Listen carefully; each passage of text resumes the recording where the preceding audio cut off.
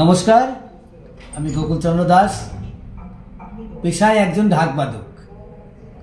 সবাই বলে ঢাকি সম্রাট গোকুল দাস। তো আজকের যে পদ্মশ্রী অ্যাওয়ার্ড ভারত সরকার আমাকে দিচ্ছেন, তো এর জন্য আমি ভীষণভাবে আপ্লুত, গর্বিত।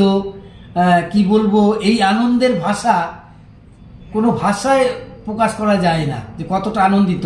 তারপরে বিশেষ কথা হচ্ছে, একজন ঢাক শিল্প একদম গ্রামের, একজন প্রত্যন্ত গ্রামের থেকে তুলে এনে ভারত সরকার তাকে এত বড় একটা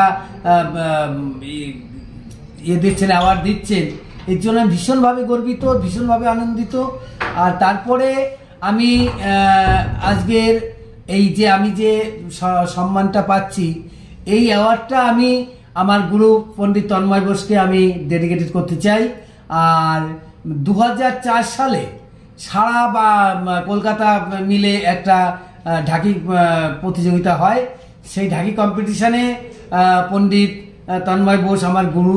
তিনি তখন আমি চিনতাম না কে পণ্ডিত তন্ময় বোস, কে কি, আমি কারোর সঙ্গেই আমার তখন পরিচিত ছিল না। 2004-এর কথা বলছি।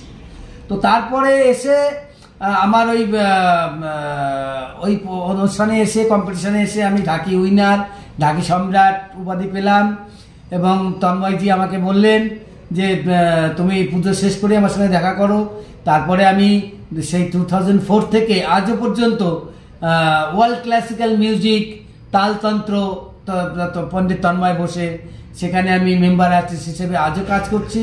এবং তারপরে আমি কাজ করেছি হলিউড বলে পণ্ডিত রবিশঙ্কর এবং অনুষ্কা শঙ্করের সঙ্গে, এবং সেখানে পণ্ডিতজি তন্ময় বসু ছিলেন এবং আরও অনেক শিল্পীরা ছিলেন।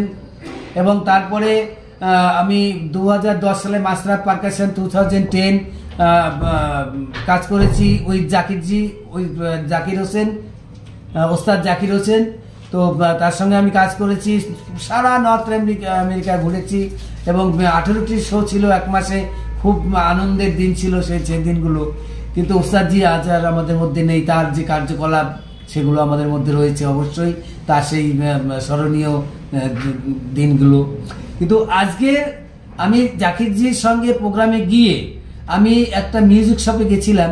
সেখানে আমার ছেলের জন্য একটা স্যাক্সোফোন কিনতে, কারণ স্যাক্সোফোন, ক্লারিনেট, গান বাজনা আমাদের পেশা এবং আমি নিজেও বাজাতে পারতাম, এখনো বাজাতে পারি। তো সেই স্যাক্সোফোন কিনতে গিয়ে দেখলাম একটা বিদেশি মেয়ে, তিনি মিউজিক শপে সমস্ত রকম যন্ত্রপাতি বাজিয়ে কাস্টমারদের দেখাচ্ছেন। আর আমি না দাঁড়িয়ে দেখছি। তো দেখতে আমার মনে হলো হঠাৎই যে আজকে যে ঢাকটা, বাংলার বুকে যে ঢাক, প্রাচীন ঐতিহ্যতম একটা যন্ত্র, সেই যন্ত্রটি শুধুমাত্রই পুরুষাঙ্গিক।